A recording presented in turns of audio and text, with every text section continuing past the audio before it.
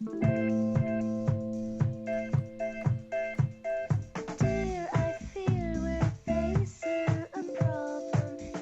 can drink Mentos-flavored Diet Coke without their stomachs giving a single fuck. They are Gorgeous George and Goes. And this is MMAjunkie Radio.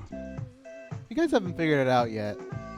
What we've been doing every Tuesday is we start at the letter A, and we only pick songs that start with the letter A, and then from there we move on to B, C, and today we're on L. So every song today starts with the letter L. It's probably one of the easier weeks, Danny, right? You just type in L, and Love's got to pop out like a million times, right? Love and Let and L.A. There was a bunch of L.A. songs that we used. So if you guys want to chime in, I mean, we all know what the next letter in the alphabet is, so if you want to get a jump on next week, I think M would be pretty easy as well, right? Yeah. I mean, you'd be surprised when you just type it into a database and you just put the first letter. Like I just start scrolling down and make suggestions, but it's not as hard as you think it would. If we had to do it from memory, we'd be screwed. Oh yeah. I can tell you that because we'd get like one or two songs in, and that would be it. Well, I don't know about that. Make it harder. Danny. Well, when we get to Z, instead of going backwards, we'll start from the beginning, but we'll only do it from memory. On Z? Why would you pick that? It's the worst. No. I mean, when we finish Z, like when we finish the alphabet all the way through, the next time around we have to do it only songs from memory. Well, I was thinking the next time around, instead of doing the song, we do the artist. All right. I didn't think about that one, did you? That was the sound of Danny's blue hair just kind of standing up right now. Danny, we got to get you near one of those things where when you touch it, your hair shoots up. Yeah, where can I go for one of those? It's got to be a big one, because I know they have like those little ones. Museum or something, right? Aren't they always there? Dan Tom, do you know where any museums are in New York City? Apparently, everyone else in the country knows more about New York City than me. Do you, Dan? I do, but now I'm drawing blanks. You're putting me on the spot. That kind of happens on this show. I want to wrap up here and thank the guests that we had. UFC featherweight contender Cub Swanson. He joined the program early on in the show, which, by the way, seems like it was yesterday. This show's flown by fast. The gist of that interview is, though, that he feels like he should be next because Frankie Edgar's had so many shots. And, man, when he said that, I kind of thought about it, and he does have a point. I think you have to look at this from what a business would want to do and what the fans want, what's going to sell tickets.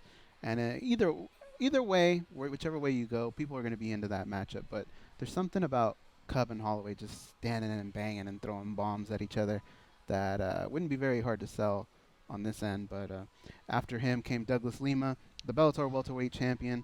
He came on and he talked about his fight coming up with Lorenz Larkin. Follow him at Phenom Lima. Follow Cub Swanson at Cub Swanson. Douglas shocked us all at the end and told us he'd be down for that tournament that Bellator kind of teased a little bit with one of their social media posts that would include Ward, Korshkov, MVP, Lima, Larkin, McDonald, Daly, and Ninja Kawani. What a fun tournament. Wow. I really hope. I know some of these guys have faced each other already, but I think it would be a really fun tournament, and I'd be into it. And we've heard Scott Coker tease the last time he was on the show, something big is going to happen, and he made it sound like it could be tournament related, and there's not very many divisions in Bellator where you could do something like this and make it happen. The welterweight division was definitely one of those. Our last guest of the day, Colby Covington. You could follow him at Colby Cove, C-O-V MMA. And he just wrapped up with us. He's already there in Singapore. We probably woke his ass up and screwed up his sleep schedule a little bit. What did he sound like, Danny, when you talked to him? He definitely sounded like we woke him up. And I didn't know the time difference. I didn't realize he was that far away. I mean, I knew it was an international call. But, yeah, I even apologized. I was like, hey, if you can't do it, I totally understand if we just woke you up and you're not good right now. Just let me know. Just give me an honest answer. He's like, no, absolutely, I'm good. Do you know what time it is in Singapore right now? Does anybody know? Singapore? Isn't it like 2:54 a.m.? Dan, you can't say some shit like that. And, like, that means you know, right? Like, well, because George said it was like 2:30 a.m. He sent us a text message. Surrey, what time is it in Singapore? In Singapore, it's 2:54 a.m. Bam! Shit. I'm better than Siri. Wow. Good job. Well, I don't know if you're better than Surrey. Danny, what's my name? Brian Garcia. Nope. I Surrey, knew. what's my name? I know it. You're asking me. Ghost Jitsu, also known as the sticky liquid, also known as panda folds, also known as meat curtains, also known as the backwards Billy, also known as the frisky pickle, also known as the ginger porn stash, also known as ball gravy, also known as sloppy Joseph, also known as the straight lesbian, also known as the mixed martial fartist. Yeah, I think Surrey's got you, dude. Go see. You got me on that one. Yeah, I so- knew those names. I just didn't know in that combination. You didn't know that order. Oh, this is cool. Right now, Jake Ellenberger, who went with us to Afghanistan, he's on another trip, and he went to Iraq.